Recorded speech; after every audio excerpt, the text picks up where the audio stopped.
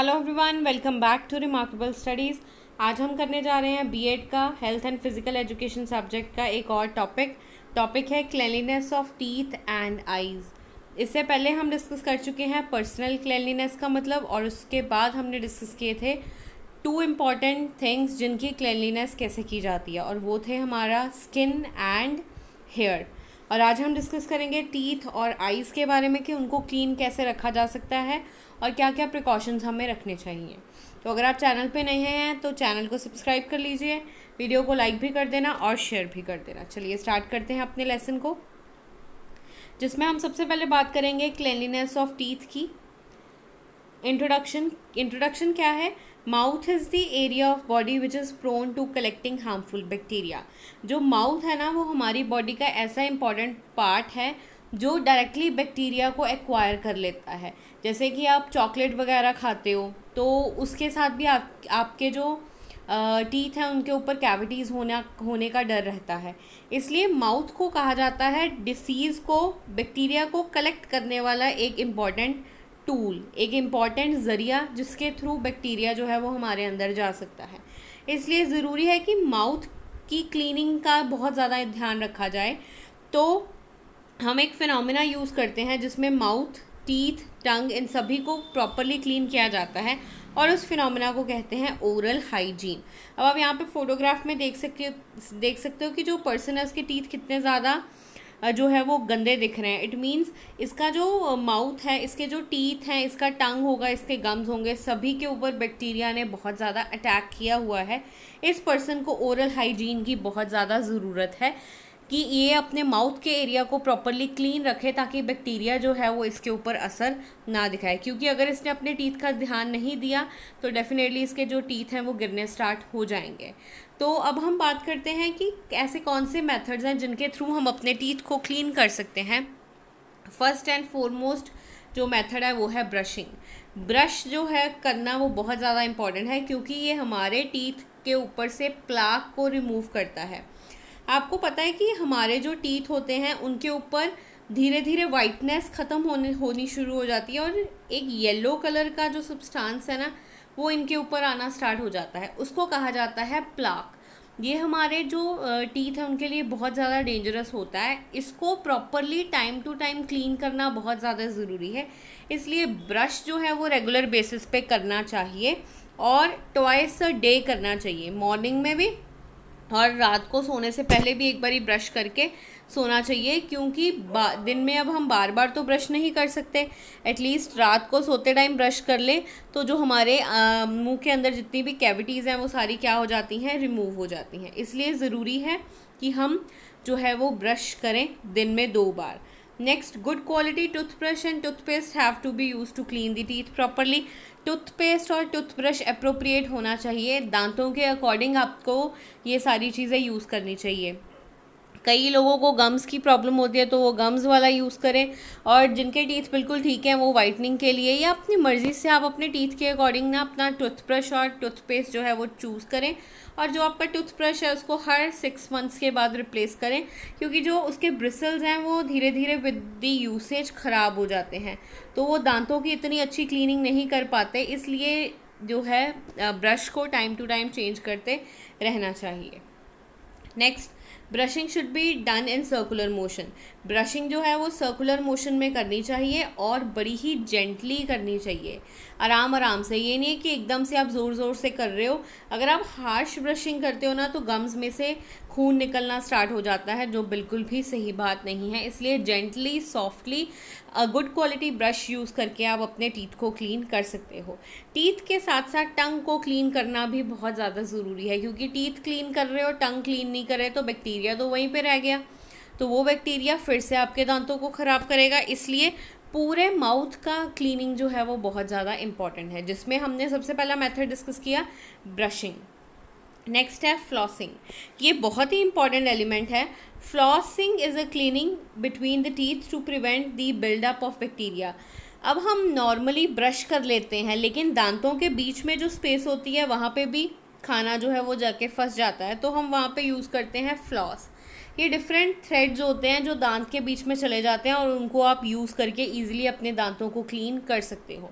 इसलिए फ्लॉसिंग भी एक ऐसा क्राइटेरिया है जो किया जाता है दांतों को क्लीन करने के लिए। ओके आप ये मेथड भी यूज़ कर सकते हो। काफ़ी सारे लोगों को पता चला होगा आज कि ये भी एक क्राइटेरिया है अपने दांतों को क्लीन करने का। So as per your need you can use this method also for cleaning your teeth. Okay, next point है use of mouthwash. Mouthwash को भी यूज़ करना ज़रूरी है और आप अपने डॉक्टर से पूछ के एंटीबैक्टीरियल माउथ वॉश जो है वो यूज़ कर सकते हैं, जो आपके माउथ में आपके टीथ के ऊपर जमने वाले बैक्टीरिया को रिड्यूस आउट करते हैं। इसको भी यूज़ किया जा सकता है। नेक्स्ट पॉइंट है रेगुलर डेंटल चेकअप। ये बहुत ही इंपॉर्टेंट पॉइंट है कि अपने डेंटिस्ट को आप विज़िट करो। ये हर केस में ऑप्ट किया जाता है। अगर आप अपनी आइज़ को चेक कराने जाओ उसके लिए भी यही होगा कि 6 मंथ्स में जाना चाहिए। ईयर्स की प्रॉब्लम है तो उसके लिए भी 6 मंथ्स में जाओ। इसी तरह टीथ डेंटिस्ट के पास भी आप हमेशा हर 6 मंथ्स में जाओ ताकि डेंटिस्ट आपके दांतों को चेक करें। अगर कोई प्रॉब्लम है तो इमीडिएटली वो प्रॉब्लम सॉल्व हो जाए, नहीं तो अगर आप उसको इग्नोर करते जाओगे, आपके टीथ के ऊपर प्लाक जमना स्टार्ट हो गया है, आप इग्नोर कर रहे हो तो दांत टूट जाएंगे। इसलिए ज़रूरी है कि डेंटल चेकअप कराते रहो।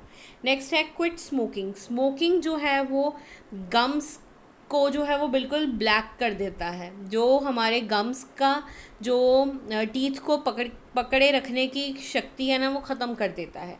इसलिए स्मोकिंग क्विट कर देनी चाहिए क्योंकि इससे जो है वो हमारे टीथ जो हैं वो ख़राब हो जाते हैं। इसलिए लिकर और स्मोकिंग इन सभी चीज़ों को बंद कर देना चाहिए। इनका हमारे दांतों के ऊपर बहुत बुरा असर पड़ता है। नेक्स्ट है प्रोफेशनल टूथ क्लीनिंग। कई बार क्या है, कुछ लोग रेगुलर बेसिस पे ब्रश करते हैं लेकिन फिर भी उनके जो माउथ में बैक्टीरिया एक्यूमुलेट हो जाता है, इकट्ठा हो जाता है और उनको प्रॉब्लम हो जाती है। नॉर्मली ये होता है काफ़ी सारे लोगों के साथ, वो बहुत केयर करते हैं अपने दांतों की, फिर भी कोई ना कोई प्रॉब्लम आ जाती है। तो उस टाइम पे बेस्ट ऑप्शन ये है आप डेंटिस्ट के पास जाओ और जो भी ट्रीटमेंट कराना है वो ट्रीटमेंट आपका ऑन द स्पॉट कर देगा। अगर जस्ट क्लीन ही करने हैं दांतों को तो वो स्केलिंग का ट्रीटमेंट उसी टाइम कर देता है और आपके जो टीथ हैं वो बिल्कुल ठीक हो जाते हैं। इसलिए कोई भी चीज़ है उसको इग्नोर मत करिए, डॉक्टर के पास जाइए, आपको उस चीज़ का सॉल्यूशन ज़रूर ही मिलेगा। नेक्स्ट देखते हैं benefits of taking care of teeth. अगर आप अपने दांतों का ठीक ढंग से ध्यान रखते हो तो आपको क्या बेनिफिट्स मिलते हैं। पहला, the person have fresh breath.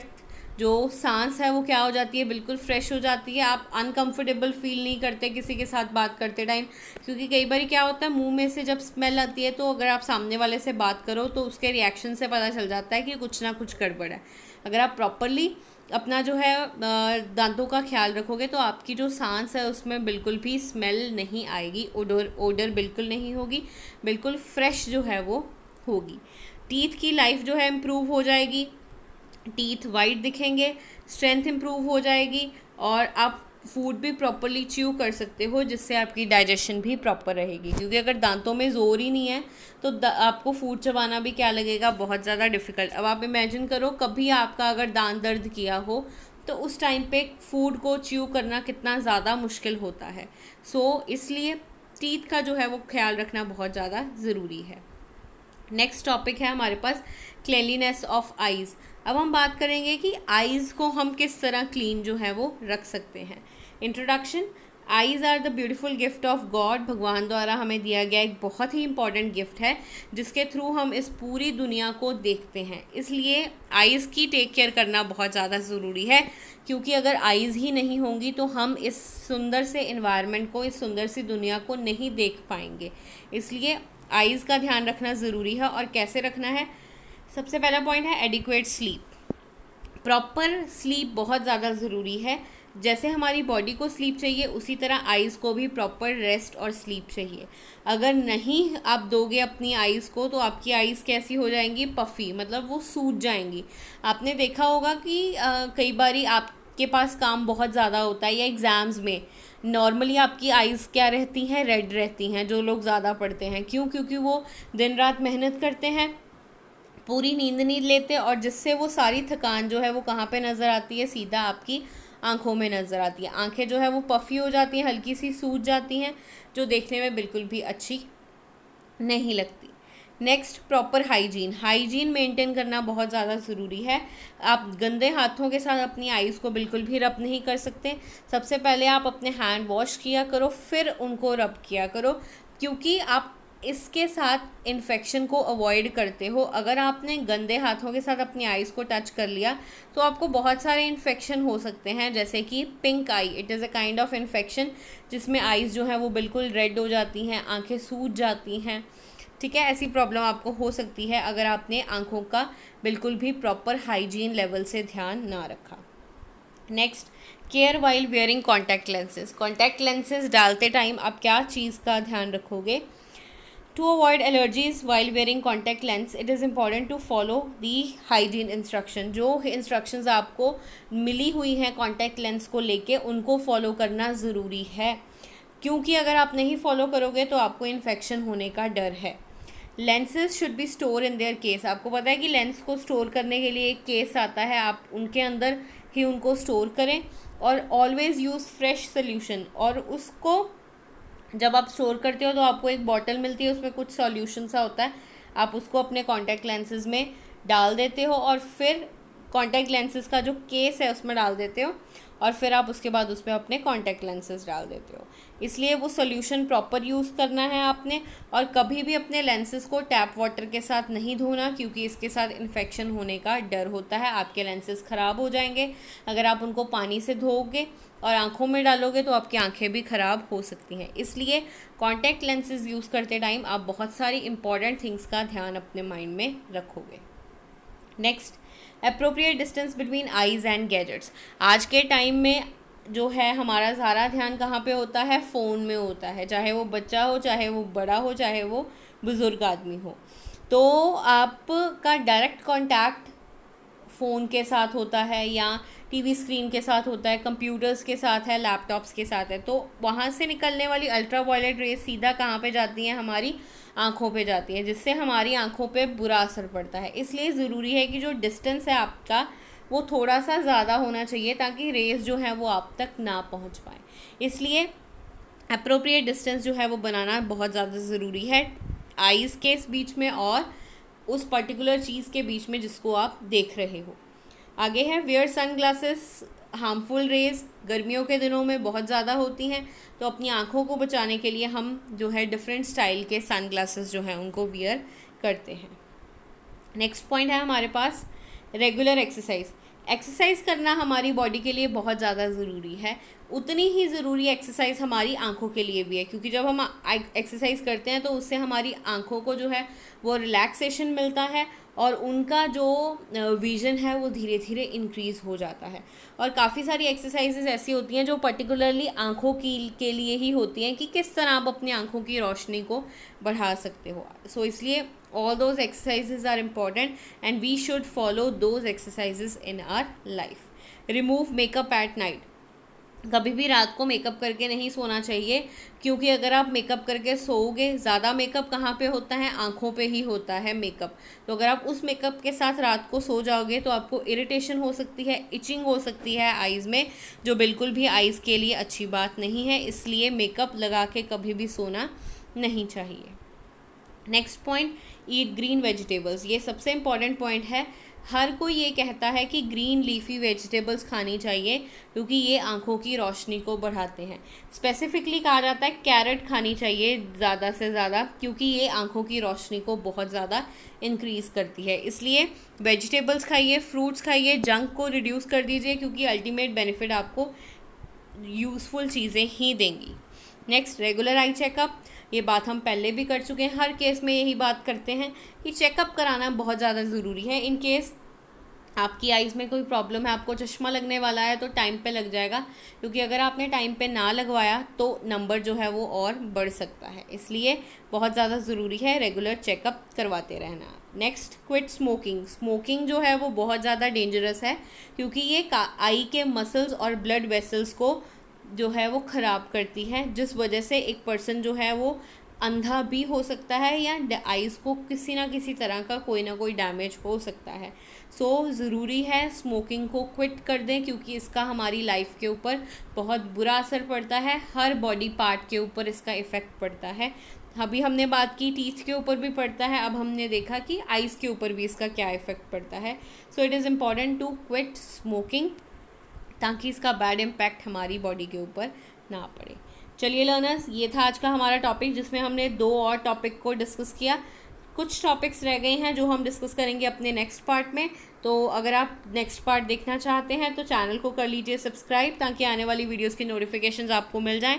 और आप हमें फेसबुक पे और इंस्टाग्राम पे भी फॉलो कर सकते हो @remarkable studies। और कोई भी क्वेरी है आपकी तो आप वहाँ पे जाके या यहाँ पे भी कमेंट सेक्शन में कमेंट करके हमसे डिस्कस कर सकते हो। हम आपकी क्वेरीज़ को जल्दी से जल्दी दूर करने की कोशिश करेंगे। अब हम मिलते हैं अपने नेक्स्ट लेक्चर में।